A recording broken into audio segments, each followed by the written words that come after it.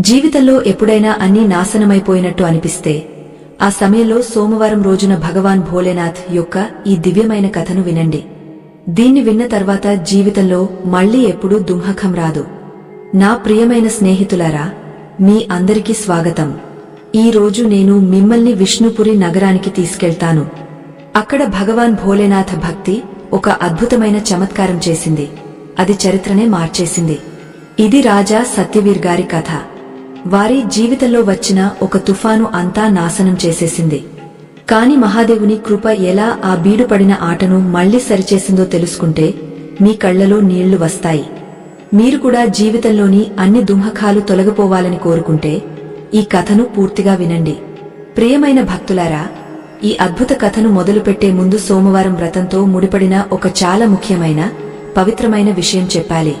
మన పురాతన ధర్మ గ్రంథాల్లో స్పష్టంగా చెప్పబడింది, భగవాన్ శివుడితో సంబంధించిన ఏ కథైనా, వ్రతమైనా, బోధైనా అర్ధాంతరంగా వదిలేస్తే ఆ సాధనకు పూర్తి ఫలితం రాదు. ఎందుకంటే అసంపూర్ణ కథ మనసులో సందేహాలు పెంచుతుంది. అసంపూర్ణ సాధన జీవితాన్ని సరైన దారిలో పెట్టడానికి బదులు గందరగోళంలో పడేస్తుంది. సోమవారం వ్రతం కేవలం ఉపవాసం మాత్రమే కాదు. అది మనసు, ఆలోచనలు, కర్మలు అన్నీ శుద్ధి చేసుకునే పవిత్ర సాధన. ఎవరైతే భక్తితో సోమవారం వ్రత కథను చివరి వరకు వింటారో వారిపై భోలేనాథ్ యొక్క ప్రత్యేక కృప పడుతుందని చెబుతారు. వారి జీవితంలోని కలవరాలు క్రమంగా తీరిపోతాయి, చీకటి ఆశల నూరుగా మారుతుంది.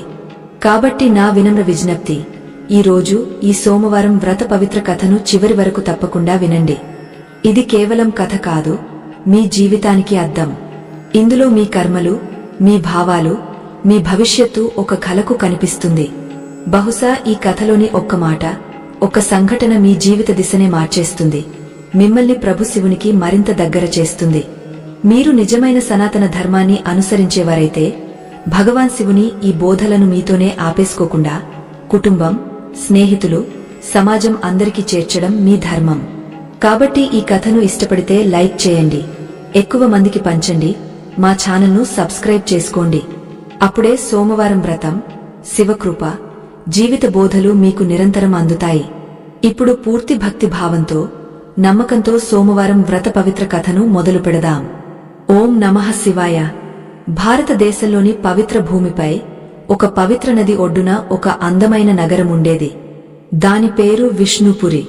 పేరు విష్ణువు గారి పేరు మీద పెట్టినా అక్కడి ప్రతి మూలలో భగవాన్ భోలేనాథ్ నిండి ఉండేవారు. గాలుల్లో ఓం నమః శివాయ అనే ధ్వని వినిపించేది. ఆ విష్ణుపురిని పరిపాలించేవారు మహారాజు సత్యవీర్. సత్యవీర్ గారు అలాంటి రాజు. ధర్మమే వారి కవచం, న్యాయమే వారి ఖడ్గం. ప్రజలంటే వారికి అపారమైన ప్రేమ. రాష్ట్రంలో ఒక్క పేదవాడి ఇంట్లో సాయంత్రం పొయ్యి వెలగకపోతే రాజమహల్లో కూడా సత్యవీర్ గారు అన్నం ముట్టుకోరు. వారి దగ్గర అపార ధనం, గొప్ప సైన్యం, ప్రజల ప్రేమ అన్నీ ఉన్నాయి. కాని వారి జీవితంలో అతి పెద్ద ఆనందం వారి ఇద్దరు ధర్మపత్నులు. పెద్ద రాణి పేరు సునైన, చిన్న రాణి పేరు శాలిని. సాధారణంగా ప్రపంచంలో ఒక మనసులో రెండు ఖడ్గాలు ఉండవు, ఒక ఇంట్లో రెండు రాణులు శాంతిగా ఉండరు అని చెబుతారు. కాని సత్యవీర్ గారి మహలు దానికి మినహాయింపు. సునైన, శాలిని మధ్య సవతి రాగం లేదు. వాళ్ల మధ్య అక్కచెల్లెళ్ల కంటే లోతైన ప్రేమ ఉండేది. పెద్ద రాణి సునైన స్వభావం చాలా గంభీరం, శాంతం, మమతల మూర్తి. చిన్న రాణి శాలిని చంచలం, నవ్వుతూ ఉండే, చాలా అమాయకం. శాలిని పెద్ద రాణిని అక్క అని కాదు, అమ్మలా భావించేది. ఉదయాన్నే లేచి ముందు సునైనా గారి పాదాలు ముట్టుకునేది. రాత్రి నిద్రపోయే ముందు సునైనా గారితో మాట్లాడకపోతే శాలినికి నిద్రే పట్టేది కాదు. మొత్తం విష్ణుపురి రాష్ట్రం ఇద్దరు రాణుల ప్రేమకు ఒట్టు పెట్టేది. ప్రజలు అనేవారు, ప్రేమ అంటే, త్యాగం అంటే నేర్చుకోవాలంటే మన రాణుల్ని చూడండి అని. కాని చెబుతారు కదా, అమావాస్య చీకటి పౌర్ణమి వెన్నెలను మింగేయడానికి ఎదురుచూస్తుందని. ఈ నవ్వులు, ఆటపాటలు, పవిత్రత నిండిన మహల్లో కూడా ఒక నల్లని నీడ ఉండేది. ఆ నీడ చిన్న రాణి శాలిని యొక్క ప్రత్యేక దాసి. ఆమె పేరు కనక. కనక అంటే బంగారం లాంటి పేరు, కాని మనసు ఇనుము లాంటిది, నల్లగా, కఠినంగా ఉండేది. కనక చిన్నప్పటినుంచి శాలినితోనే ఉండేది. శాలిని ఆమె మీద చాలా నమ్మకం పెట్టేది. కాని కనక మనసులో ఒక అగ్ని ఎప్పుడూ మండేది. తన యజమాని శాలిని పెద్ద రాణి సునైనాను ఎందుకు అంత సేవ చేస్తుందో అది ఆమెకు జీర్ణం కాలేదు. కనక కోరిక, మహల్లో అంతా అధికారం చిన్న రాణి శాలిని దగ్గర మాత్రమే ఉండాలి. అప్పుడు దాసి అయిన తనకు కూడా రాజ్యం నడిచినట్టే. ఒకరోజు సావన్ మాసం నడుస్తోంది. రాజా సత్యవీర్ శివుడి దర్శనం చేసుకుని వచ్చారు. వెంట తీసుకొచ్చింది ఒక అరుదైన చమత్కారీ రత్నాలతో నిండిన కడియం. ఆ కడియం అంత అందంగా ఉండేది, నక్షత్రాలు తెంపి పొదిగినట్టు. రాజు నేరుగా పెద్ద రాణి సునైనా గదిలోకి వెళ్లారు. అక్కడ చిన్న రాణి శాలిని కూడా కూర్చుని ఉంది.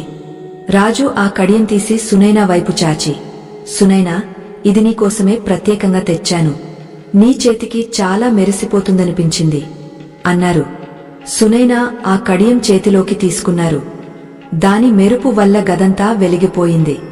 కాని సునైనా దాన్ని తన చేతికి వేసుకోవడం ఏమాత్రం లేదు, తాకడం కూడా లేదు. ఆమె తన చిన్న చెల్లెలు శాలిని వైపు చాచి, మహారాజ్, ఇది చాలా అందం. కాని నా చేతికి కాదు, నా చిన్న చెల్లెలు శాలిని చేతికి ఎక్కువ మెరుస్తుంది. ఆమె వయస్సు ఇంకా అలంకరించుకునే వయస్సు. మీరు దీన్ని శాలినికి వేయండి అన్నారు. రాజు సత్యవీర్ తన భార్య త్యాగాన్ని చూసి చాలా సంతోషించారు. నవ్వుతూ, నీ త్యాగమే నాకు అతి ప్రియం సునైనా అన్నారు. రాజు ఆ కడియం శాలిని చేతికి వేశారు. శాలిని ఆనందంతో దూకి సునైనా పాదాలు ముట్టుకుని, అక్కా, నువ్వు ప్రపంచంలోనే అతి మంచి అక్కవు. ఈ కడియం నాకు చాలా ఇష్టమైంది అన్నది. అంతా చాలా బాగా సాగుతోంది. కాని గది మూలలో నిలబడి ఉన్న దాసి కనక ఇదంతా చూస్తోంది. ఆమె కళ్లలో అసూయ అగ్ని మండుతోంది. ఆమెకు ఇది ప్రేమ కాదు, పెద్ద రాణి యొక్క తెలివి అనిపించింది. కనక మనసులో అనుకుంది, పెద్ద రాణి ఎంత తెలివైనది. కడియమిచ్చి తనను గొప్పవాళ్లని చేసుకుంది. మహారాజ్ గారి కళ్లలో మరింత ఎత్తుకు ఎక్కింది. నా అమాయక రాణికి ఇది అర్థం కావడం లేదు. ఆమెకు దయ దక్షిణ మాత్రమే వచ్చింది, హక్కు కాదు. సాయంత్రం శాలిని తన గదిలో ఒంటరిగా ఉండి ఆ కడియాన్ని మళ్లీ మళ్లీ చూస్తుంటే కనక ఆమె దగ్గరకు వచ్చింది. కనక చాలా బాధపడిన మొహం పెట్టుకుని నీళ్ల జాడి పెడుతూ గట్టిగా నిట్టూర్చింది. శాలిని చూసి, ఏమైంది కనక, నువ్వు ఎందుకు ఇంత బాధపడుతున్నావు? చూడు, అక్క నాకు ఎంత అందమైన కడియం ఇచ్చింది అన్నది. కనక కఠినమైన నవ్వుతూ, అవును మహారాణి, కడియం చాలా అందం. కాని ఇది మహారాజ్ గారు నీకు ఇచ్చి ఉంటే పెద్ద రాణి యొక్క వదిలేసినది కాకుండా అన్నది. శాలిని మొహం నుంచి నవ్వు మాయమైంది. ఆశ్చర్యంగా, నువ్వు ఏం మాట్లాడుతున్నావు కనక? వదిలేసినది ఏమిటి? మహారాజ్ గారే తెచ్చారు, అక్క ప్రేమతో నాకు ఇచ్చింది అన్నది. కనక నెమ్మదిగా శాలిని దగ్గరకు వచ్చి చెవిలో జోరీగా మాట్లాడడం మొదలుపెట్టింది.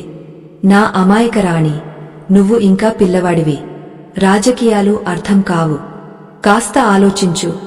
మహారాజ్ కడియం తీసుకొచ్చి ఎవరి గదిలోకి ముందు వెళ్లారు? నీదా? కాదు, పెద్ద రాణి దగ్గరకు. మొదటి ఎంపిక పెద్ద రాణే. ఆమె తీసుకోకపోతేనే నీకు వచ్చింది. ఇది నీ అవమానం కాదా? నువ్వు పెద్ద రాణి వదిలేసినవి మాత్రమే తీసుకునేదానివా? శాలినికి కనక మాటల్లో ఒక వింత తర్కం కనిపించింది. కాని ఆమె నమ్మకం ఇంకా కదలలేదు.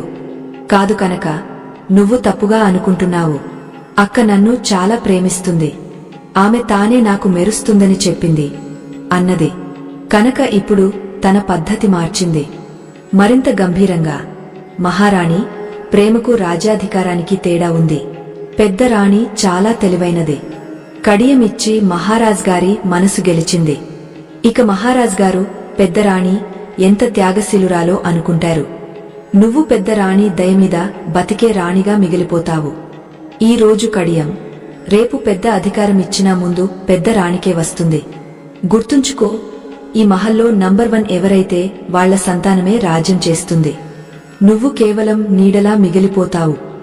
సంతానం మాట వినగానే శాలిని మనసులో ఒక భయం కలిగింది. ప్రతి స్త్రీ కోరుకుంటుంది కదా, తన సంతానం సురక్షితంగా ఉండాలి, హక్కు దక్కాలి. కనుక ఆ బాధించే చోట గట్టిగా వేలేసింది. శాలిని మౌనంగా కడియం చూస్తూ ఉండిపోయింది. కొద్ది క్షణాల క్రితం ప్రేమ చిహ్నంగా అనిపించిన కడియం ఇప్పుడు దయా భిక్షలా కనిపించింది. కనకకు తన బాణం గురి తప్పలేదని అర్థమైంది. ఆమె మరింత నూనె పోస్తూ, మహారాణి, నేను నీ దాసిని. నిన్ను నా ఒడ్డున పెంచాను. నీ గురించి నాకు చింతే. పెద్ద రాణి ఇప్పుడు ప్రేమ చూపిస్తుంది. కాని ఆమెకు పుత్రుడు పుట్టినరోజు నిన్ను పాలలోని మక్కను తీసి పారేసినట్టు పారేస్తుంది. అప్పుడు నువ్వు ఏం చేస్తావు? ఇప్పుడే సమయముంది. నీ స్థానం సృష్టించుకో. మహారాజ్ గారిని పూర్తిగా నీ వశం చేసుకో. లేకపోతే జీవితాంతం పెద్ద రాణి ఆడపాదాలు పట్టుకుని బతకాల్సి వస్తుంది. ఆ రాత్రి శాలిని నిద్రపోలేదు. కనక మాటలు ఆమె మనసులో సుత్తిలా కొట్టుకుంటూ ఉన్నాయి. సందేహం బీజం నాటబడింది. మరుసటి రోజు ఉదయం పెద్ద రాణి సునైన పూజ తాంబూలం తీసుకుని శాలినికి టీకా పెట్టడానికి వచ్చినప్పుడు శాలిని మొదటిసారి మొహం తిప్పేసుకుంది. సునైనా ఆశ్చర్యపోయింది. శాలిని, ఏమైంది నా చెల్లెలు? ఈ రోజు పూజ టీకా పెట్టుకోలేదు. నా వల్ల ఏ తప్పు జరిగిందా అని అడిగింది. శాలిని లోపల కనకపోసిన విషం మాట్లాడింది. సునైనా వైపు చూడకుండా కైనంగా, ఏమీ లేదు అక్కా, నా మనసు లేదు. అసలు నువ్వు మహారాణివి, పెద్ద రాణివి. నా గురించి ఆలోచించాల్సిన అవసరం నీకు ఏముంది? నువ్వు నీ పూజ చేసుకుపో. నన్ను ఒంటరిగా వదిలేయి అన్నది. సునైనా తన చెవులను నమ్మలేకపోయింది. ఎప్పుడూ గట్టిగా మాట్లాడని చిన్న చెల్లెలు ఈరోజు తనను తిట్టినట్టు మాట్లాడుతుంది. సునైనా కళ్లలో నీళ్లు తిరిగాయి. శాలిని, నువ్వు ఏం మాట్లాడుతున్నావు? నేను నిన్ను ఎప్పుడూ నా నుంచి వేరుగా అనుకున్నదే లేదు. ఎవరైనా నీకు ఏదైనా చెప్పారా? నాకు చెప్పు అన్నది. శాలిని గట్టిగా, ఎవరూ ఏమీ చెప్పలేదు. ఇప్పుడు నాకు అర్థమైంది ఈ మహల్లో నా స్థానమేమిటో. నేను నీ వదిలేసిన వాటితో నీ దయతో బతకడానికి లేను అని చెప్పి గదిలోకి వెళ్లి తలుపు మూసేసుకుంది. సునైనా బయట నిలబడి ఏడుస్తూ ఉండిపోయింది. ఒక్కసారిగా ఏమైందో ఆమెకు అర్థం కాలేదు. కాని దూరంగా నిలబడి కనక ఇదంతా చూస్తూ కుటిలంగా నవ్వుతోంది. ఆమె పని సఫలమవుతోంది. విష్ణుపురి పవిత్ర మహల్లో కలహం ప్రవేశించింది. రోజులు గడిచాయి. శాలిని ప్రవర్తన మరింత దారుణంగా మారింది. ఆమె ఇప్పుడు రాజా సత్యవీర్తో కూడా దూరంగా ఉంటోంది. ప్రతి విషయంలో తన అవమానం వెతుక్కుంటోంది. రాజు సత్యవీర్ చాలా బాధపడ్డారు. ఎన్నిసార్లు శాలినిని ఒప్పించడానికి ప్రయత్నించారు. కాని ఆమె కళ్లమీద సందేహం తెర బిగసిపోయింది. ఇలాంటి సమయంలో ఒక ముఖ్యమైన సంఘటన జరిగింది. రాష్ట్ర రాజపురోహితుడు ఒక భవిష్యవాణి చెప్పాడు. రాజా సత్యవీర్ గారి ఇంట్లో త్వరలోనే ఒక తేజస్సు కలిగిన పుత్రుడు పుట్టబోతున్నాడు. ఈ వార్త మొత్తం రాష్ట్రంలో ఆనంద తరంగాలు లేపింది. కాని ఆ వార్తే శాలినికి చింతలకు కారణమైంది. కనక శాలిని దగ్గరకు వచ్చి, విన్నావా మహారాణి? పుత్రుడు పుట్టబోతున్నాడట. ఒకవేళ ఆ పుత్రుడు పెద్ద రాణి సునైనా గర్భంలోనిదైతే నీ ఆట అయిపోయినట్టే. అతడే భవిష్యత్ రాజు అవుతాడు. నువ్వు నీ పిల్లలు అతని దాసులు అవుతారు. ఇప్పుడు నువ్వు ఏదో చేయాలి. ఆ పుత్రుడు నీ గర్భంలోనిది అయ్యేలా చూడు, లేదా పెద్ద రాణి గర్భం ఎప్పటికీ రాకూడదు అన్నది. శాలిని భయంతో వణికిపోయింది. నువ్వు ఏం మాట్లాడుతున్నావు కనక? అలాంటి పాపం నేను ఎలా ఆలోచిస్తాను అన్నది. కనక భయపెడుతూ, అయితే దాసిగా మారడానికి సిద్ధంగా ఉండు. ధర్మం, పాపం మాటలు బలహీనులు మాట్లాడతారు. రాజ్యం సంపాదించడానికి సామం, దానం, దండం, భేదం అన్నీ సమంజసమే. నాకు ఒక మార్గం తెలుసు. అడవిలో ఒక అధోరి బాబా ఉంటాడు. అతని దగ్గర ఒక భస్మం ఉంది. దాన్ని పెద్ద రాణి భోజనంలో కలిపితే ఆమె అనారోగ్యంతో పడి ఎప్పటికీ తల్లి కాలేదు. ఇదే మార్గం మహారాజ్ గారిని పూర్తిగా నీ సొంతం చేసుకోవడానికి. శాలిని వివేకం చచ్చిపోయింది. అసూయ ఆమెను అంధురాల్ని చేసింది. వణికే చేతులతో ఆమె అంగీకరించింది. అమావాస్య ఆ నల్లని రాత్రి విష్ణుపురి మహల్లో ఒక భయంకర కుట్ర రచించబడుతోంది. అది బంధాల మర్యాదలను చీపుకుపోయేలా. అసూయ అగ్నిలో కాలుతున్న దాసి కనక ఆ తాంత్రిక అధోరి దగ్గరనుంచి ఆ విషభస్మం తెచ్చి శాలిని చేతుల్లో పెట్టింది. శాలిని చేతులు వణుకుతున్నాయి. ఆమె గుండె గట్టిగా కొట్టుకుంటోంది. ఆమె ఒక రాణి, ఒక భార్య, అంతకంటే మించి సునైనా యొక్క చిన్న చెల్లెలు లాంటిది. ఈ రోజు ఆమె చేతుల్లో తన అక్కకు విషం ఉంది. శాలిని భయంతో, కనక, నా చేతులు ఎత్తడం లేదు. అక్క నాకు అమ్మలా ప్రేమ ఇచ్చింది. నేను జబ్బు పడినప్పుడు రాత్రంతా నా తల వైపు కూర్చుని ఉండేది. ఈ రోజు నేను ఆమెకు ఈ విషం ఎలా ఇస్తాను? కాదు కనక, ఇది నాకు సాధ్యం కాదు. రాజ్యం కోసం నేను ఇంత కిందికి పడలేను అన్నది. శాలిని కళ్లలో నీళ్లు వచ్చాయి. ఆమె లోపల మనిషి ఇంకా బతికే ఉంది. అది ఆమెను ఆపుతోంది. కాని కనక ఇప్పుడు రాక్షసిగా మారిపోయింది. ఆమె శాలిని భుజం మీద చేయి వేసి కఠినంగా, మహారాణి, కన్నీళ్లతో రాజ్యం నడవదు. ఈ రోజు నువ్వు వెనక్కి తగ్గితే రేపు పెద్ద రాణిపుత్రుడు రాజు అయి నిన్ను మహల్లో నుంచి తన్ని పంపినప్పుడు ఈ కన్నీళ్లు పనికిరావు. గుర్తుంచుకో, ఇది విషం కాదు, నీ భవిష్యత్తు రక్షణ. ఒక్కసారి ఈ ఖీర్ పెద్ద రాణికి తినిపిస్తే చూడు రాజ్య తాజ్ని తలమీద ఎలా అలంకరించబడుతుందో అన్నది. కనక మాటలు శాలిని బలహీన మనసును మళ్లీ మార్చేశాయి. భయం, ఆశ మరియు ప్రేమను ఓడించాయి. శాలిని కన్నీళ్లు తుడుచుకుని లోతుగా శ్వాస తీసుకుంది. ఆ భస్మాన్ని ఖీర్ గిన్నెలో కలిపేసింది. ఆ ఖీర్ చూడడానికి చాలా రుచికరంగా ఉంది, కాని నిజంగా అది మరణ సందేశం. మరుసటి రోజు ఉదయం సూర్యుడి మొదటి కిరణాలు మహల్ మీద పడుతుంటే పెద్ద రాణి సునైనా తన గదిలో పూజ చేసుకుంటోంది. ఆమె భగవాన్ శివుని ఆరతి చేసి అందరి మంగళం కోసం ప్రార్థిస్తోంది. అప్పుడే శాలిని చేతుల్లో ఖీర్ గిన్నె తీసుకుని అక్కడికి వచ్చింది. శాలిని మొహంపై నకిలీ నవ్వు, కాని కళ్లలో వింత భయం. సునైనా శాలిని చూసి చాలా సంతోషించింది. గత కొన్ని రోజులుగా శాలిని ఆమెతో మాట్లాడడం మానేసింది. కాబట్టి ఈరోజు తన గదిలోకి వచ్చిన చూసి సునైనా మొహం వెలిగిపోయింది. ఆమె పూజ తాంబూలం పక్కన పెట్టి దూకి శాలిని దగ్గరకు వచ్చింది. శాలిని, నా చెల్లెలు, నువ్వు వచ్చావు. నాకు తెలుసు నువ్వు నాతో ఎక్కువ రోజులు నారాజ్గా ఉండలేవు. రా, కూర్చో అన్నది. సునైనా ప్రేమగా శాలిని చేయి పట్టుకుంది. ఆ స్పర్శలో అంత మమత ఉంది. శాలిని గుండె ఒక్క క్షణం కరిగిపోయింది. భూమిలో కలిసిపోవాలనిపించింది. వణికే గొంతుతో, అక్కా, నేను నీకోసం నా చేతులతో ఖీర్ తయారు చేశాను. దీంతో నీ కోపం తగ్గుతుందేమో, నన్ను క్షమించేస్తావేమో అని అన్నది. సునైనా కళ్ళు నిండాయి. పాపం, పెద్ద అక్క తన చిన్న చెల్లెలితో ఎప్పుడైనా కోప్పడుతుందా? నువ్వు నీ మెత్తని చేతులతో నాకు ఖీర్ చేశావు. ఇది నాకు అమృతం లాంటిది. రా, నన్ను తినిపించు అన్నది. సునైనా ఎలాంటి సందేహం లేకుండా, ఏ ప్రశ్న లేకుండా నోరు తెరిచింది. శాలిని చేయి తత్తరిల్లుతోంది. ఒక్క క్షణం గిన్నె పడేసి అక్క పాదాల్లో పడి అంతా చెప్పేయాలనిపించింది. కాని తాపి పక్కన నిలబడి కనక కన్నేసింది. శాలిని కళ్ళు మూసుకుని ఆ విషం కలిపిన ఖీర్ ఒక చెంబు సునైనా నోట్లో పోసింది. సునైనా ఆసక్తిగా ఖీర్ తిని, వామో శాలిని, ఇంత రుచికరమైన ఖీర్ మన రసోయిలు కూడా చేయరు. ఇందులో నీ ప్రేమ రుచే ఉంది అని మెచ్చుకుంటూ ఉంది. శాలిని లోపల లోపల చచ్చిపోతోంది. పూర్తి ఖీర్ సునైనాకు తినిపించి, అక్కా, నాకు కొంచెం పని ఉంది, వెళ్తాను అని అక్కడి నుంచి పరుగెత్తుకుంటూ వచ్చి తన గదిలో పడుకుని గట్టిగా ఏడవడం మొదలుపెట్టింది. తన ఆత్మ హత్య చేసుకున్నట్టు అనిపించింది. అక్కడి నుంచి కొద్దిసేపట్లోనే ఆ విషం పనిచేయడం మొదలైంది. పెద్ద రాణి సునైనాకు ఒక్కసారిగా మెడ తిరగడం మొదలైంది. శరీరమంతా చెమటలు పట్టేసింది. కడుపులో భరించలేనంత నొప్పి, ఎవరో లోపలి నుంచి పేగులు కోస్తున్నట్టు. సునైనా నొప్పితో అరిచింది. ఆ ధోలేనాథ్, ఇదేమి జరుగుతోంది? దాసీలు ఎవరైనా ఉన్నారా? మహారాజ్ గారిని పిలవండి అని కేకవేసింది. సునైనా అరుపు వినగానే దాసీలు పరుగెత్తుకొచ్చారు. రాణి మొహం నీలం పడుతోంది, నోటి నుంచి నురగ వస్తోంది. మహల్లో గందరగోళం మొదలైంది.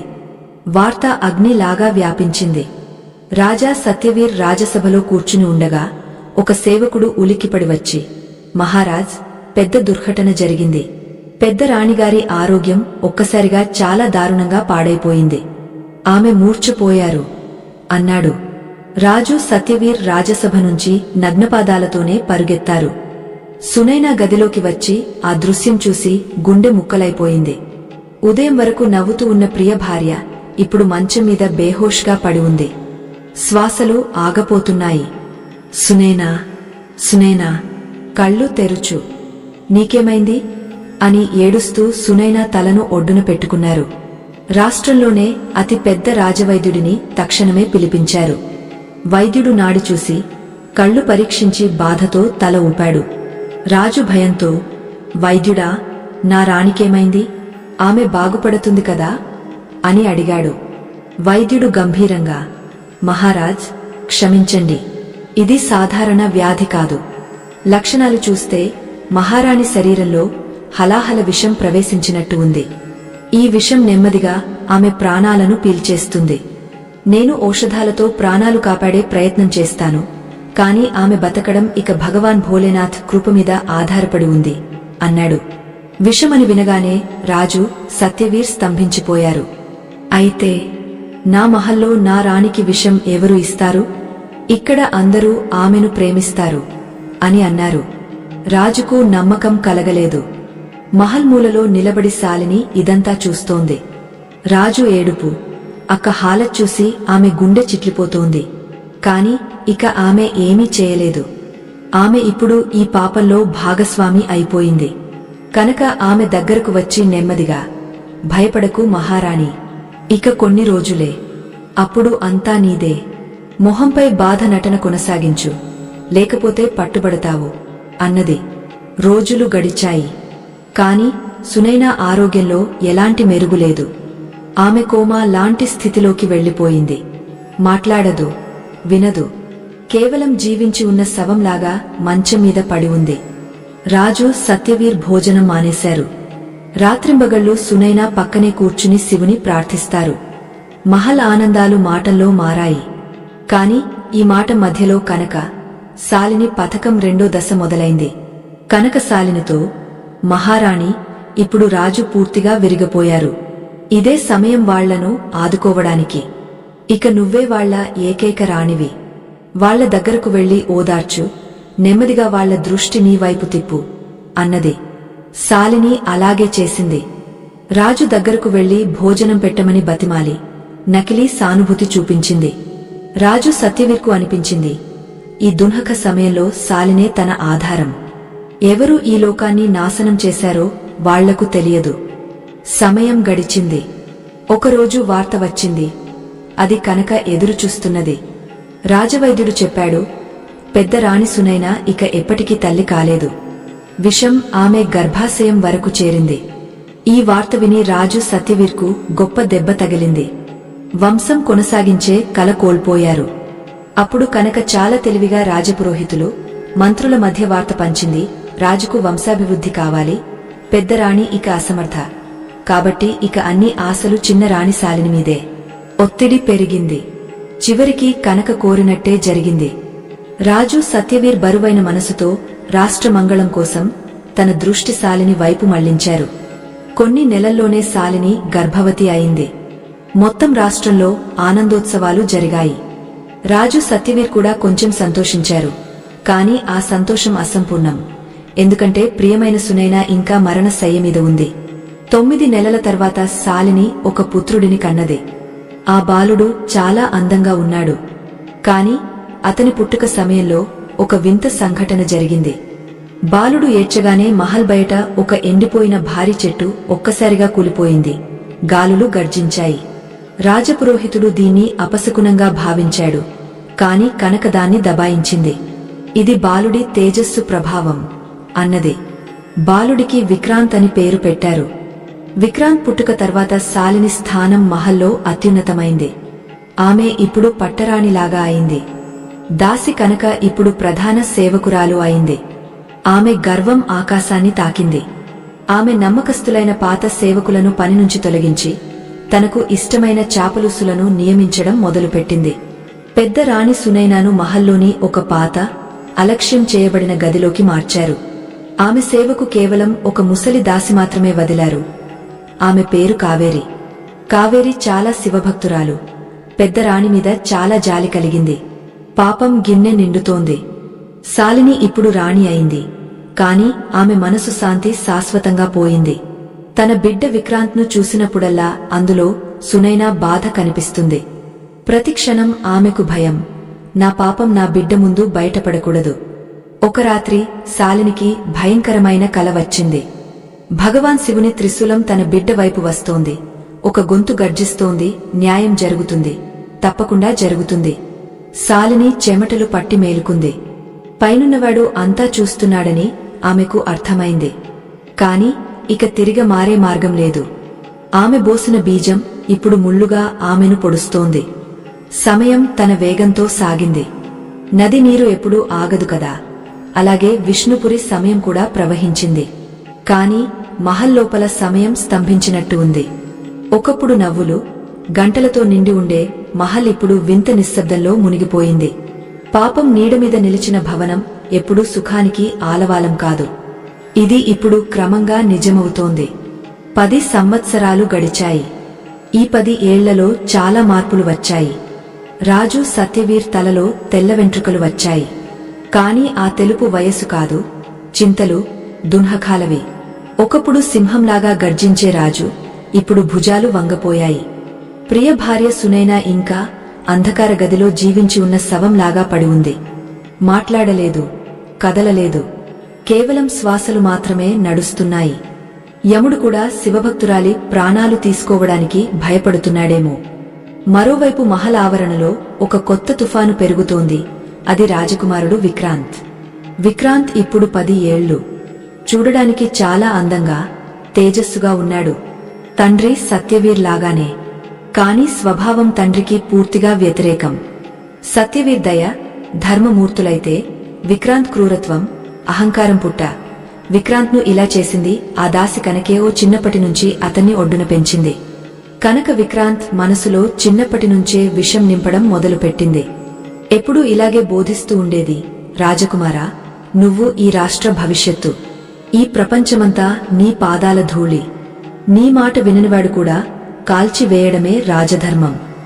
దయ చూపడం బలహీనుల పని. ఒకరోజు సంఘటన. ఉదయం సమయం. మహల్ ఉద్యానవనంలో విక్రాంత్ స్నేహితులతో ఆడుతున్నాడు. అక్కడ ఒక అందమైన నెమలి నాట్యం చేస్తోంది. నెమలిని చూసి విక్రాంత్ కళ్లలో మెరుపు వచ్చింది. కాని అది సంతోషం కాదు, దుష్టత్వం. అతడు తన ధనుస్సు తీసుకుని గురి చూశాడు. పక్కన నిలబడిన ఒక దాసి చూసి భయంతో, కాదు చిన్న రాజకుమారా, పాపం చేయకండి. ఇది కార్తికేయ స్వామి వాహనం, చాలా అందం. దీన్ని చంపడం పాపం అన్నది. విక్రాంత్ ఆ దాసి వైపు చూశాడు. 10 ఏళ్ల బిడ్డ కళ్లలో అమాయకత్వం కాదు, రాక్షసుడి క్రూరత్వం కనిపించింది. నవ్వుతూ, పాపమా, నేను రాజకుమారుడిని. నేను కోరినది చేయవచ్చు. నన్ను ఆపేది నువ్వు ఎవరవు అన్నాడు. ఎవరూ ఏమీ చేయడానికి ముందు అతడు బాణం విడిచాడు. బాణం నెమలి మెడలో గట్టిగా దిగింది. ఆ నిర్దోషి పక్షి తడబడుతూ అక్కడే చచ్చిపోయింది. విక్రాంత్, అతని స్నేహితులు గట్టిగా నవ్వారు. చూసారా నా గురి ఎంత గట్టిదో అని విక్రాంత్ గర్వంగా ఛాతీ గుద్దుకున్నాడు. ఈ శబ్దం విని రాణి శాలిని అక్కడికి పరుగెత్తుకొచ్చింది. చచ్చిపోయిన నెమలి, నవ్వుతున్న తన బిడ్డను చూసి ఆమె గుండె కూలిపోయింది. శాలిని విక్రాంత్ చేయి పట్టుకుని కోపంగా, విక్రాంత్, నువ్వు ఏం చేశావు? నిర్దోషి జీవి ప్రాణం తీసేశావు. నీకు దయ రాదా? ఇప్పుడే వెళ్లి తండ్రిగారి దగ్గర క్షమాపణ చెప్పు అన్నది. విక్రాంత్ చేయి గట్టిగా విదిలించి తల్లి కళ్లలోకి కళ్ళు పెట్టి, నేను క్షమాపణ చెప్పను. కనక మామ ఎప్పుడు చెబుతుంది. రాజు ఎప్పుడు క్షమాపణ చెప్పడు, శిక్ష మాత్రమే విధిస్తాడు. నన్ను తిట్టేది నువ్వు ఎవరవు? తండ్రిగారు ఎప్పుడూ ఆ జబ్బు పడిన పెద్ద తల్లి దగ్గరే ఉంటారు. వాళ్లకు నా గురించి శ్రద్ధ ఎక్కడుంది అన్నాడు. తన బిడ్డ నోట ఇలాంటి మాటలు విని శాలిని స్తంభించిపోయింది.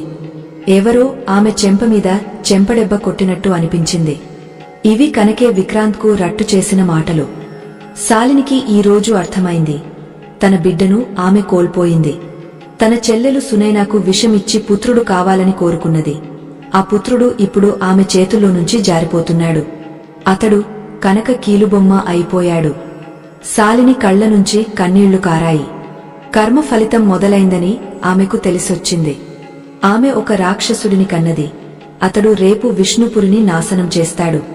మహల్ మరో మూలలో ఒక చీకటి గదిలో, సూర్యకిరణాలు కూడా అరుదుగా చేరే చోట రాజు సత్యవీర్ కూర్చుని ఉన్నారు.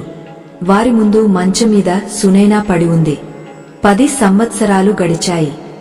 సునైనా శరీరం ఎముకల కండలా ఎండిపోయింది. కాని మొహంపై వింత శాంతి ఉంది. రాజు సత్యవీర్ రోజూ గంటల తరబడి అక్కడ కూర్చుని సునైనాతో మాట్లాడతారు. ప్రజలు అంటారు, రాజు పిచ్చివాడయ్యాడు, బేహోష్ స్త్రీతో ఏం మాట్లాడడం. కాని రాజుకు అదే వారి ప్రపంచం. రాజు సునైనా చల్లని చేయి తన చేతుల్లోకి తీసుకుని గొంతు దిగులుగా, సునైనా, ఈ రోజు 10 సంవత్సరాలు అయింది. నువ్వు నాతో ఎందుకు మాట్లాడవు? నా వల్ల ఏ తప్పు జరిగిందా? చూస్తున్నావు కదా మన రాష్ట్రం ఎలా అవుతోందో. విక్రాంత్ గురించి నాకు చింత. అతని లక్షణాలు మంచివి కావు. నువ్వు బాగైతే అతనికి మంచి సంస్కారాలు ఇచ్చేవాళ్లవు. శాలిని ఏదో ఒక కారణంతో అతన్ని సంభాలలేకపోతుంది. లే సునైనా, నాకు నీ అవసరముంది అన్నారు.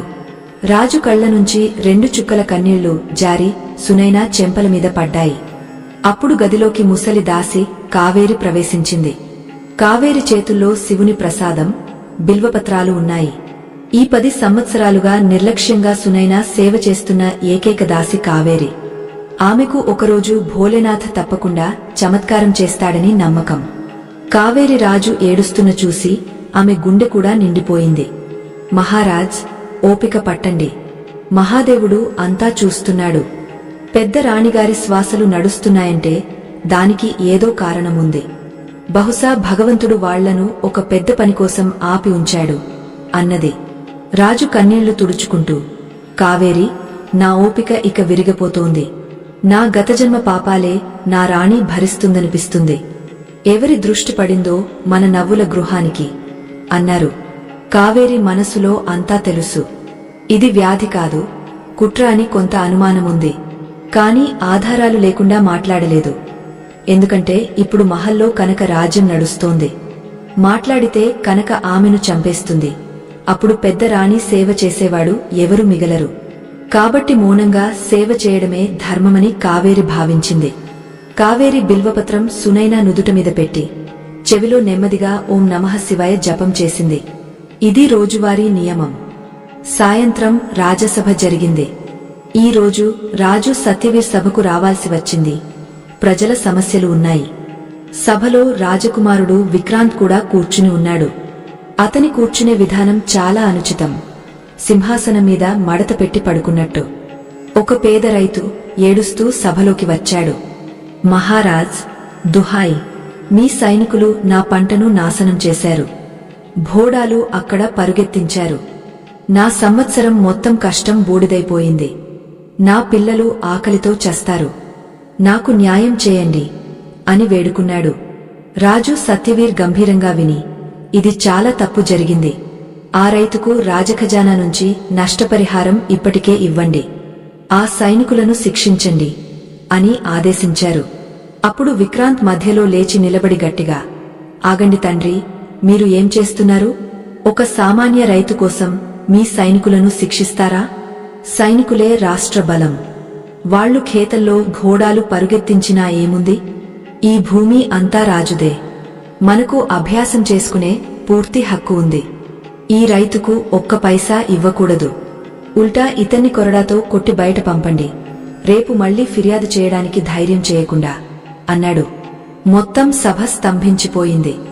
మంత్రులు, సేనాపతులు, రాజు సత్యవీర్ కూడా ఆశ్చర్యపోయారు. 10 ఏళ్ల బిడ్డ నోట ఇంత క్రూరమైన మాటలు.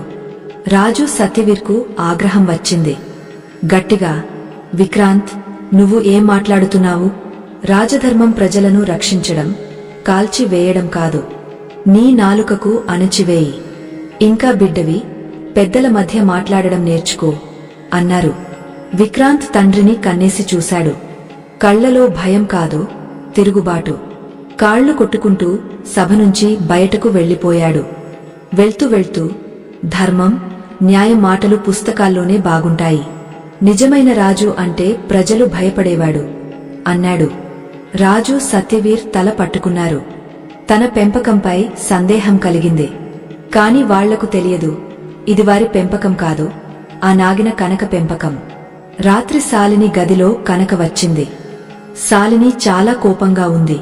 కనకను చూసగానే, కనక, ఇదంతా ఏమిటి?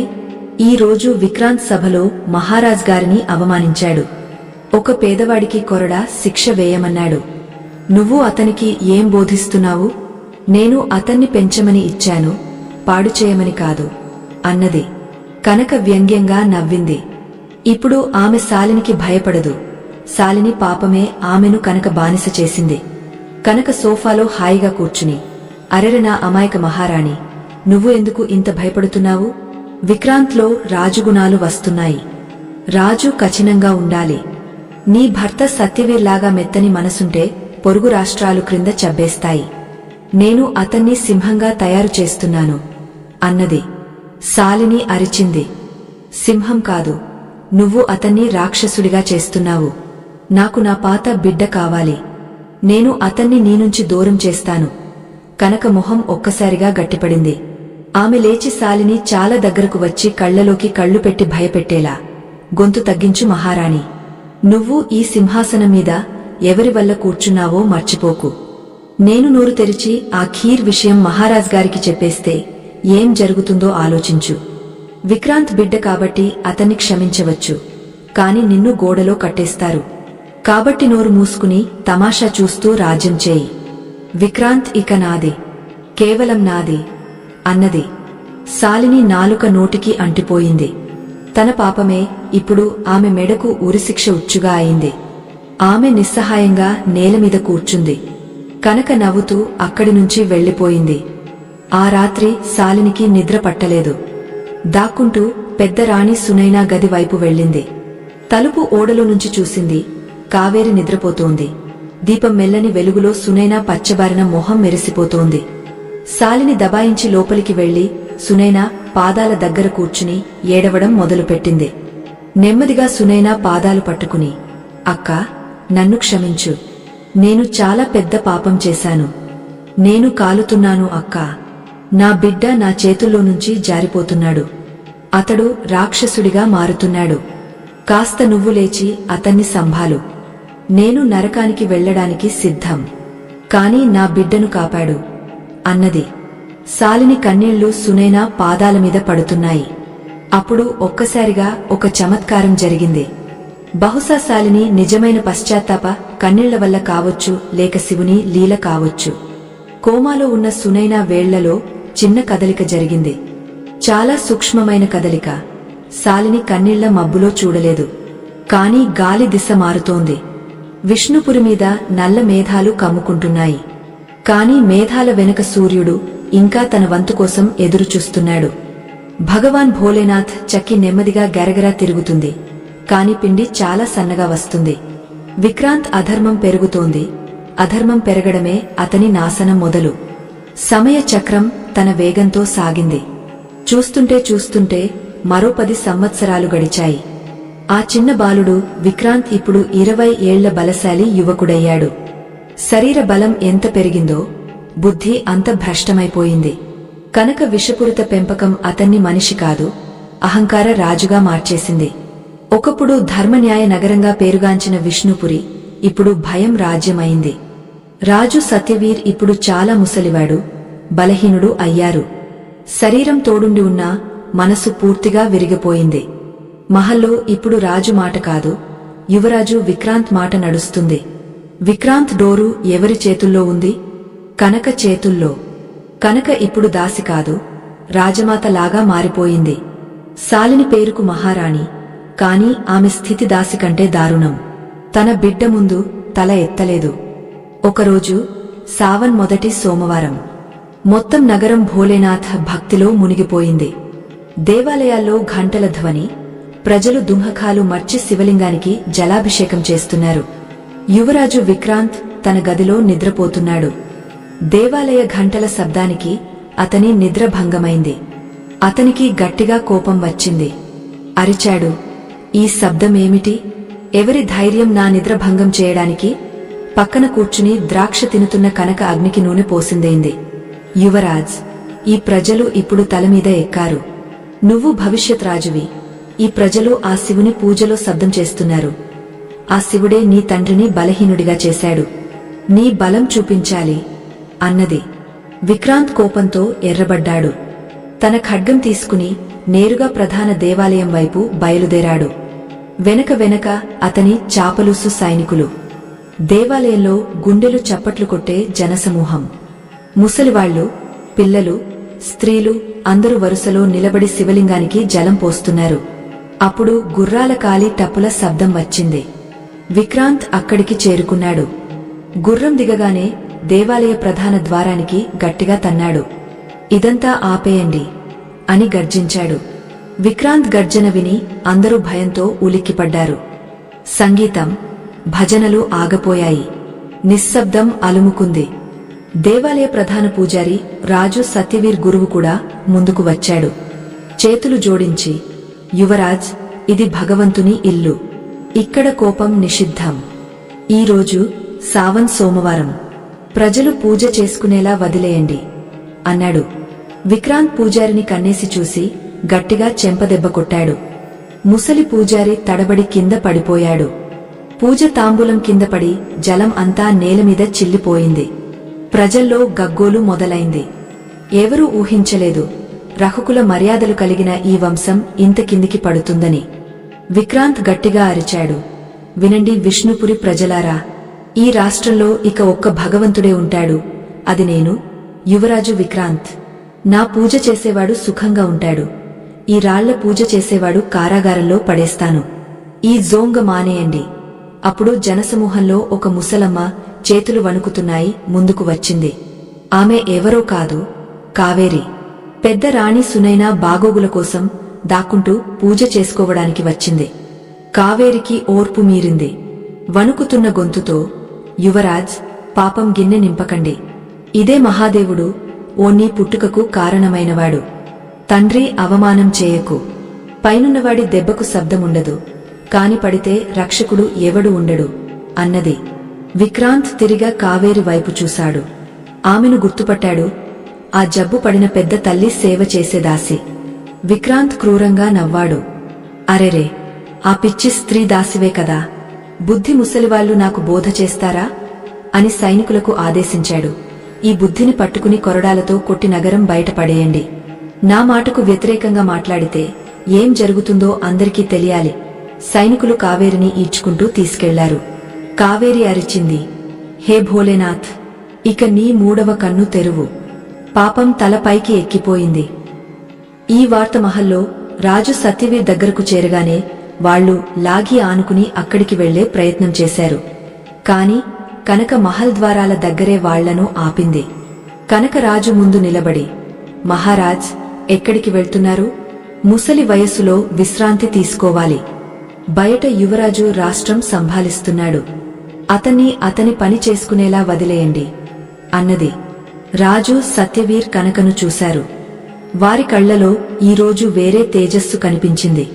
కనక, నా దారి నుంచి తొలగు. ఈరోజు నా బిడ్డ మహాదేవుని అవమానించాడు. ఈరోజు నేను అతన్ని ఆపకపోతే మా వంశం నాశనమవుతుంది. నువ్వు నా బిడ్డను రాక్షసుడిగా మార్చావు. నిన్ను శపిస్తున్నాను అన్నారు. రాజు మరింత ఏమీ అనడానికి ముందే కనక ఇశారా చేసింది. ఇద్దరు బలమైన భటులు రాజును పట్టుకున్నారు. కనక నవ్వుతూ, శాపమా మహారాజ్, మీ పుణ్యాలు ఎప్పుడో అయిపోయాయి. ఇప్పుడు మీరు పేరుకే రాజు. మీ గదిలోకి వెళ్లి కూర్చోండి. లేకపోతే యువరాజుకు తెలిస్తే మీకు కూడా అవమానం చేస్తాడు అన్నది. రాజు సత్యవీర్ నిస్సహాయులయ్యారు. తమ మహల్లోనే తమ బిడ్డ సైనికులు వాళ్లను నజర్బందీ చేశారు. వాళ్లు తమ గది కిటికీ నుంచి దేవాలయం వైపు చూస్తూ కన్నీళ్లు కార్చారు. చేతులు జోడించి ఆకాశం వైపు చూసి, ప్రభూ, నన్ను ఇక్కడి నుంచి తీసుకెళ్ళు. ఇక ఈ అధర్మం చూడలేను. నా సంతానమే నా మరణమైంది. నీ న్యాయం ఇదేనా అని అడిగారు. దేవాలయాన్ని బలవంతంగా మూసేశారు. శివలింగం మీద తాళం వేశారు. కావేరిని అర్ధమరణం చేసి అడవి అంచున పడేశారు. విష్ణుపురిలో మాటం అలుముకుంది. ప్రజలు ఇళ్లలో దాక్కున్నారు. ఎవరి ఇంట్లోనూ పొయ్యి వెలగలేదు. కాని చెబుతారు కదా, భూమి మీద పాప భారం ఎక్కువైతే భగవంతుడు ఏదో ఒక రూపంలో వస్తాడని. ఆ సాయంత్రం సూర్యుడు అస్తమిస్తుంటే ఆకాశంలో ఎరుపు రంగు వ్యాపించింది.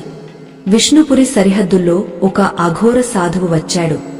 అతని రూపం చాలా వింత.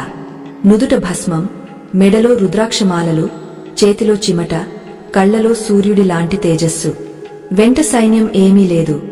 కేవలం ఒక చిన్న కుక్క వెనక్కి వస్తోంది. సాధువు నగర ప్రధాన ద్వారం దగ్గర అడుగుపెట్టాడు. ద్వారపాలకులు ఆపారు. బాబా, ఎక్కడికి వెళ్తున్నావు? తెలుసా యువరాజు విక్రాంత్ ఆదేశం. ఏ సాధు ఫకీరు నగరంలోకి రాకూడదు. ఇక్కడి నుంచి వెళ్ళిపో అన్నారు. సాధువు గట్టిగా నవ్వాడు. ఆ నవ్వు అంత బరువుగా ఉంది. ద్వారపాలకుల జుట్టు నిక్కబొడుచుకుంది. సాధువు తన ఎర్ర కళ్లతో వాళ్లను చూసి గంభీరంగా, మూర్ఖులారా, మేము వచ్చేవాళ్లం కాదు. మమ్మల్ని పిలుస్తారు. ఈ నగరానికి కాలం పిలుపు వచ్చింది. వెళ్ళి నీ యువరాజుకు చెప్పు, శివుని ఒక గనుడు వచ్చాడు. ధైర్యముంటే ఆపుకో అన్నాడు. ద్వారపాలకులకు కోపం వచ్చింది. ఈటెలు సాధువు వైపు చూపారు. పిచ్చివాడివా, ఇక్కడి నుంచి వెళ్ళిపో, లేకపోతే అని అనగానే సాధువు చిమటను నేలమీద కొట్టాడు. వనని ఒక బరువైన శబ్దం, బిర్రుబిర్రు బిజిలీ కొట్టినట్టు. ఆ శబ్ద తరంగంతోనే సైనికులు దూరంగా పడిపోయారు. భయంతో పరుగెత్తిపోయారు. సాధువు ఎవరూ ఆపకుండా నగరంలోకి ప్రవేశించాడు. నడుస్తూ నడుస్తూ నోట బంబం భోలే, బంబం భోలే అని మంత్రం జపిస్తున్నాడు.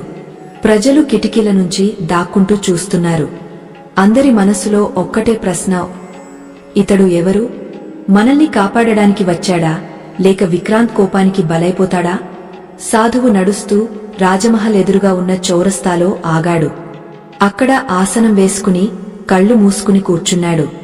ఈ వార్త గాలిలాగా మహల్లోకి చేరింది. కనుక విక్రాంత్ భోజనం చేస్తున్నారు. ఒక సైనికుడు ఉబిక్కి వచ్చి, యువరాజ్, పెద్ద అనర్థం. ఒక భయంకర అఘోరి నగరంలోకి వచ్చాడు. మా సైనికులను చేయి తాకకుండానే కింద పడేశాడు. ఇప్పుడు మహల్ ముందు కూర్చుని వింత మంత్రాలు జపిస్తున్నాడు అన్నాడు. విక్రాంత్ మద్యం గ్లాసు కింద పడేసి, మళ్లీ ఒక జోంగే, ఈరోజు ఈ సాధువుల కథే ముగస్తాను. నా ఖడ్గం తెమ్మనండి అన్నాడు. పక్కన నిలబడి నీళ్లు పోస్తున్న శాలిని భయంతో, బిడ్డా, వెళ్లకు. సాధుసంతులను బాధపెట్టడం మంచిది కాదు. ఉదయం జరిగింది జరిగిపోయింది, ఇక మరిన్ని పాపాలు చేయకు అన్నది. విక్రాంత్ శాలినిని గట్టిగా తోసేశాడు. శాలిని కింద పడిపోయింది. అమ్మా, నీ బకవాసు మానేయి. ఈరోజు ఆ సాధువు తల నరికి చౌరస్తాలో వేలాడదీస్తాను. భవిష్యత్తులో ఏ భగవధారి కూడా నా నగరం వైపు చూడే ధైర్యం చేయకుండా అని నగ్న ఖడ్గం తీసుకుని కోపంతో మహల్ బయటకు వచ్చాడు. వెనక పూర్తి సైన్యం. కనక కూడా గ్యాలరీలో నిలబడి ఈ తమాషా చూడడానికి వచ్చింది. విక్రాంత్ చౌరస్తా చేరుకుని చూశాడు. సాధువు కళ్ళు మూసుకుని కూర్చుని ఉన్నాడు. చుట్టూ వింత వెలుగు. కాని విక్రాంత్ అహంకారం దాన్ని చూడనివ్వలేదు. గర్జిస్తూ, ఏ పాఖండి, కళ్ళు తెరుచు. నీ ముందు నీ కాలం నిలబడి ఉన్నాడు. ఎవరి అనుమతితో నా నగరంలో అడుగుపెట్టావు అన్నాడు. సాధువు నెమ్మదిగా కళ్ళు తెరిచాడు. ఆ కళ్లలో అంత లోతైన నిశ్శబ్దముంది. విక్రాంత్ ఒక్క క్షణం భయపడ్డాడు. సాధువు శాంతంగా, బాలకా, మేము అనుమతి తీసుకురాము. భిక్ష మాంగుతాము. ఈరోజు నీ అహంకారం భిక్ష మాంగుతున్నాము. ఈ అబద్ధపు గర్వాన్ని ఇచ్చేయ్, లేకపోతే అది నిన్ను కాల్చి బూడిద చేస్తుంది అన్నాడు. విక్రాంత్ నవ్వాడు. నా గర్వమా? హాహాహా, నువ్వు నా ముందు భిక్ష మాంగుతున్నావు, పెద్ద పెద్ద మాటలు మాట్లాడుతున్నావు. తీసుకో, నీకు భిక్ష ఇస్తున్నాను, మరణ భిక్ష అని ఖడ్గం గాలిలో ఊపి పూర్తి బలంతో సాధువు మెడమీద దాడి చేయడానికి పరుగెత్తాడు. మహల్ కిటికీ నుంచి చూస్తున్న రాజు, సత్యవీర్ కళ్ళు మూసుకున్నారు. హే మహాదేవ్, అనర్థం జరగకుండా ఆపు అని ప్రార్థించారు. అప్పుడు ఒక చమత్కారం జరిగింది. విక్రాంత్ ఖడ్గం సాధువు దగ్గరకు చేరగానే సాధువు చేయి కూడా ఎత్తలేదు. కేవలం అతని జటల నుంచి ఒక నల్లని పాము ఫుఫ్ఫుఫ్ అని బయటకు వచ్చి విక్రాంత్ ఖడ్గం చుట్టూ చుట్టుకుంది. విక్రాంత్ చేతి నుంచి ఖడ్గం జారి కింద పడిపోయింది. అతడు ఉలిక్కిపడి వెనక్కి తగ్గాడు. సాధువు ఆసనం నుంచి లేచాడు. అతని ఎత్తు ఒక్కసారిగా చాలా పెద్దగా కనిపించింది. గంభీర గొంతుతో, విక్రాంత్, నువ్వు ఈరోజు శివుని ద్వారం మీద తన్నావు. ఒక తల్లిని అవమానించావు. నీ పాపం ఇక నిండిపోయింది. ఈ రోజు నుంచి కేడవ రోజు, అమావాస్య రాత్రి నీ ఈ అహంకారం ముగసిపోతుంది. అప్పటి వరకు నువ్వు ఏం చేయగలిగితే చేసుకో. ఇది శివుని న్యాయం అన్నాడు. ఇంత అని సాధువు తన జోలి నుంచి భస్మం తీసి గాలిలో ఎగరేశాడు. ఒక్కసారిగా పొగలు అలుముకున్నాయి. పొగ తగ్గగానే అక్కడ ఎవరూ లేరు. సాధువు కాదు, కుక్క కాదు, ధూని కాదు, అంతా అదృశ్యం. విక్రాంత్ అక్కడ చెమటలు పట్టి నిలబడి ఉన్నాడు. శరీరం వణుకుతోంది. కాని అహంకారం ఇంకా భయపడ్డానని అంగీకరించనివ్వలేదు. గట్టిగా అరిచాడు. ఇది మాయ, నయం మోసం. వెతకండి అతన్ని. పాతాళం నుంచి కూడా వెతికి తెచ్చి జీవంతో కాల్చేస్తాను. సైనికులు ఇటు అటు పరుగెత్తారు, కాని సాధువు ఎక్కడా దొరకలేదు. మహల్లో కనక మొహంపై కూడా భయం కనిపించింది.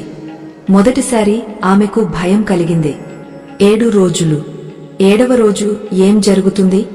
పాపం గిన్నె నిజంగా పగిలిపోతుందా, లేక కనకకు మరో కుయుక్తి తోస్తుందా? ఆ అఘోర సాధువు హెచ్చరిక తర్వాత విష్ణుపురిలో వింత నిశ్శబ్దం అలుముకుంది. 6 రోజులు గడిచాయి. ఈ 6 రోజుల్లో యువరాజు విక్రాంత్ తన రక్షణ పెంచేశాడు.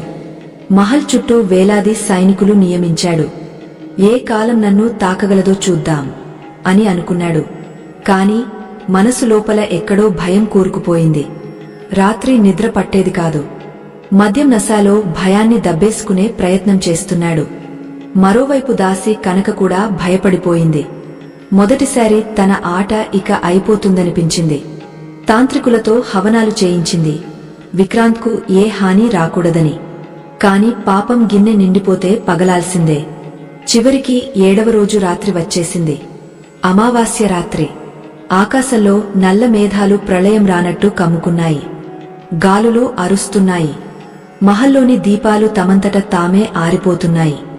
రాత్రి కీక్ 12 గంటలకు విక్రాంత్ తన గదిలో కూర్చుని ఖడ్గం పదును చూస్తున్నాడు. ఒక్కసారిగా శరీరంలో కాలుతున్నట్టు నొప్పి మొదలైంది. నొప్పి అంత తీవ్రం, రక్తంలో యాసిడ్ పోసినట్టు.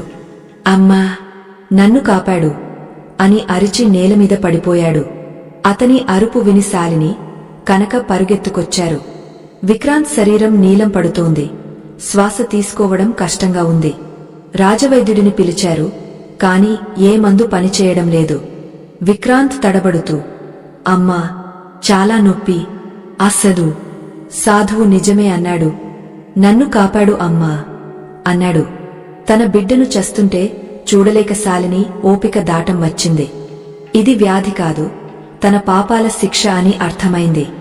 ఏడుస్తూ విక్రాంత్ పక్కన కూర్చుని గట్టిగా అరిచింది, ఇదంతా నా వల్ల జరుగుతోంది. ఇది నా పాప ఫలితం. పక్కన నిలబడిన కనక ఆమెను ఆపే ప్రయత్నం చేసింది. మహారాణి, నోరు మూసుకోండి. హుష్. కాని ఈరోజు శాలిని ఆగేది లేదు. కనకను గట్టిగా తోసేసి రాజు సత్యవీర్ గది వైపు పరుగెత్తింది. రాజు సత్యవీర్ కుర్చీలో కూర్చుని శివుని ధ్యానం చేస్తున్నారు. శాలిని వారి పాదాల్లో పడి గుండెలు బాదుకుని ఏడవడం మొదలుపెట్టింది. నన్ను చంపేయండి మహారాజ్, నాకు శిక్ష విధించండి. నేను డాకినిని. ఈ ఇల్లు నాశనం చేసింది నేనే అన్నది. రాజు సత్యవీర్ ఆశ్చర్యంతో, శాలిని, ఏమైంది? నువ్వు ఎందుకిలా మాట్లాడుతున్నావు అని అడిగారు. శాలిని ఏడుస్తూ తన పాపమంతా ఒక్కసారిగా చెప్పేసింది. మహారాజ్, 20 ఏళ్ల క్రితం అక్క సునైనా వ్యాధి పాలు కాలేదు. నేనే ఆమెకు విషం ఇచ్చాను. కనక మాటల్లో పడి రాజ్యలోభంతో నా అక్కకు ఆ విషం కలిపిన ఖీర్ తినిపించాను. ఆ పాపం వల్లనే ఈరోజు నా బిడ్డ తడబడుతూ చస్తున్నాడు. మహాదేవుడు నాకు నా కర్మల శిక్ష ఇస్తున్నాడు. ఈ నిజం విని రాజు సత్యవీర్ పాదాల కింద భూమి జరిగపోయినట్టు అనిపించింది. వాళ్లు రాతిలా గడ్డకట్టిపోయారు. దుంహక సమయంలో ఆధారంగా భావించిన భార్యే తమ నాశనానికి మూలం అని తెలిసింది. రాజు కళ్లనుంచి కన్నీళ్లు కారాయి. కోపంతో వణికారు. కాని ఆ కోపం దుంహకంలో మారిపోయింది. తడబడుతూ లేచి, నువ్వు సునైనాతో ఇలా చేశావా? ఆమె నిన్ను తన బిడ్డలా భావించింది అని అన్నారు. రాజు సత్యవీర్ నేరుగా ఆ చీకటి గది వైపు పరుగెత్తారు. 20 ఏళ్లుగా సునైనా బేహోష్గా పడి ఉన్న చోట. శాలిని కూడా ఏడుస్తూ వెనక్కి వచ్చింది. సునైనా గదిలో ముసలి దాసి కావేరి ఇంకా ఓం నమః శివాయ జపిస్తోంది. రాజు సత్యవీర్ సునైనా మంచం పక్కన మోకాళ్లు మీద కూర్చుని పిల్లల్లా ఏడవడం మొదలుపెట్టారు. సునైనా, నన్ను క్షమించు. నేను నిన్ను గుర్తించలేకపోయాను. ఆ నాగనతోనే ఉంటూ వచ్చాను. లే సునైనా, చూడు, ఈరోజు న్యాయరాత్రి వచ్చింది. శాలిని కూడా నేలమీద తల కొట్టుకుంటూ, అక్కా, నువ్వు వింటున్నావా? అయితే లే, నా బిడ్డను కాపాడు. నా ప్రాణం తీసుకో, కాని విక్రాంత్ను కాపాడు అన్నది. అప్పుడు బయట గట్టిగా బిజిలీ మినుగురు కొట్టింది. మహల్ కిటికీలు తెరుచుకున్నాయి. బలమైన గాలితో గదిలో ఉన్న శివుని చిత్రం నుంచి ఒక బిల్వపత్రం ఎగిరి సునైనా ఛాతీ మీద పడింది. చమత్కారం జరిగింది.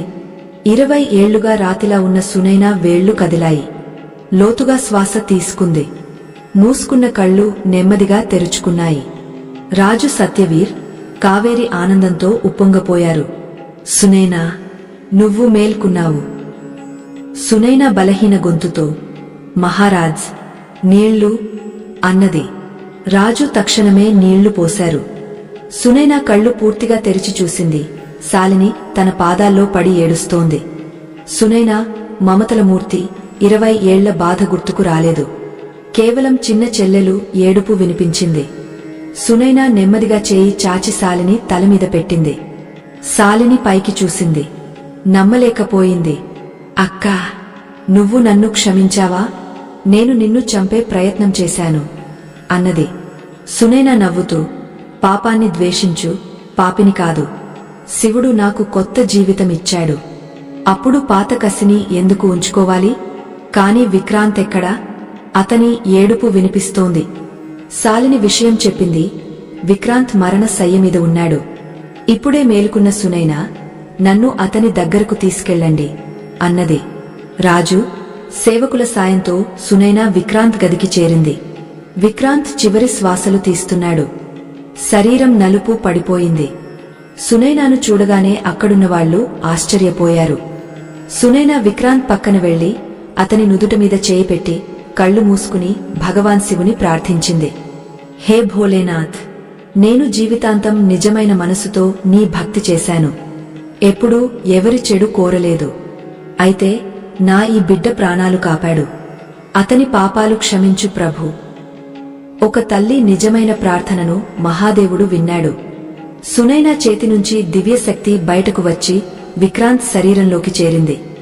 నలుపు పడిన శరీరం నెమ్మదిగా సాధారణం అయింది. ఆగిపోతున్న శ్వాసలు మళ్లీ వచ్చాయి. విక్రాంత్ కళ్ళు తెరిచాడు. ముందు ఒక దివ్య తేజస్సు కలిగిన స్త్రీ కనిపించింది. ఆమెను గుర్తుపట్టడానికి ఆలస్యం కాలేదు. ఇదే ఆ పెద్ద తల్లి, తాను మరియు తన తల్లి జీవితాంతం అవమానించినది. విక్రాంత్ కళ్ల నుంచి పశ్చాత్తాప కన్నీళ్లు కారాయి. లేచి సునైనా పాదాల్లో పడ్డాడు. పెద్ద అమ్మ, నన్ను క్షమించు. నేను రాక్షసుడిని. నాకు బతకడం హక్కులేదు. సునైనా అతన్ని లేవదీసి గుండెలకు హత్తుకుంది. బిడ్డా, ఉదయం ఇల్లు విడిచి సాయంత్రం తిరిగి వచ్చినవాడు భూలోకంలో భూలాకాడు. ఈ రోజు నీకు కొత్త జన్మ దొరికింది. ఇక ధర్మ మార్గంలో నడుస్తానని ప్రమాణం చేయి. అప్పుడు మూలలో దాక్కుని ఉన్న కనక నెమ్మదిగా జారుకునే ప్రయత్నం చేసింది. ఇక అందరూ ఒక్కటయ్యారు. తన ప్రాణం ప్రమాదంలో ఉందని అనుకుంది. ఆమె నగల బస్తా తీసుకుని వెనుక ద్వారం నుంచి పారిపోయే ప్రయత్నం చేసింది. కాని కర్మ ఫలితం ఆమెను కూడా వదలలేదు. మహల్ వెనుక ఉద్యానవనంలో చీకట్లో ఆమె పాదం ఒక విష సర్పం మీద పడింది. సర్పం కాటేసింది. కనక అక్కడే అరుస్తూ కింద పడిపోయింది. సైనికులు అరుపు విని పరుగెత్తుకొచ్చారు. కాని అప్పటికి చాలా ఆలస్యం. ఇతరుల కోసం బోసిన విషం చివరికి ఆమె ప్రాణం తీసింది. మరుసటి ఉదయం విష్ణుపురిలో కొత్త సూర్యుడు ఉదయించాడు. రాజు సత్యవీర్ రాజసభ పిలిచారు. యువరాజు విక్రాంత్ను ఇంకా రాజు చేయడం లేదు. ముందు అతడు 5 సంవత్సరాలు సాధారణ ప్రజల్లా జీవించి సేవ చేసి ధర్మం నేర్చుకోవాలి అని ప్రకటించారు. విక్రాంత్ ఆనందంగా ఆ శిక్షను స్వీకరించాడు. రాణి శాలిని రాజవస్త్రాలు త్యజించి సాధారణ సేవకురాలి వస్త్రాలు ధరించింది. ఇక నా జీవితం అక్క, మహాదేవుని సేవలో గడుపుతాను అన్నది. సునైనా ఆమెను ఆపలేదు. పశ్చాత్తాపమే పాపానికి నిజమైన ప్రాయశ్చిత్తం.